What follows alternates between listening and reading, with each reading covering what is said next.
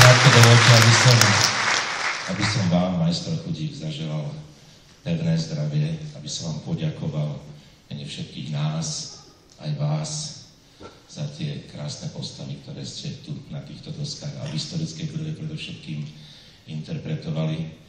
A zaželal vám čo najviac pevného zdravia, aby sme v máji zase mohli spoločne osláviť krásne okrúhle jubileum. Kláňam sa, pán Chudík.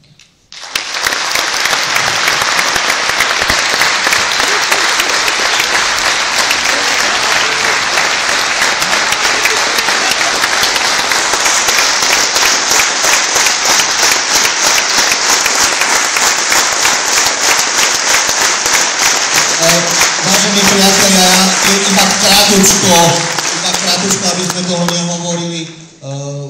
Pán Chudík prišiel do tohto divadla v roku 1944. Tak ako je toto história Československa, tak jeho život a tvorba je tiež živou históriou slovenského divadla. Ale nie len slovenského divadla, pretože pán Chudík nielen, že staval duchovný chrám slovenského divadla, ale staval aj slovenskú televíziu, slovenský rozhlas, slovenský film.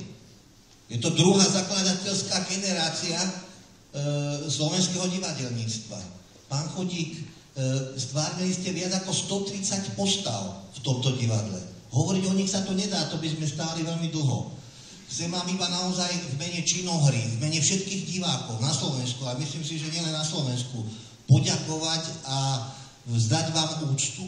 Majstre, veľa energie, veľa životných síl a ešte stále nám rozdávate tú jedinečnosť, ktorú v sebe máte, ktorá sa nedá pomenovať, lebo je s vami spätá tak, ako vy so slovenským divadlom.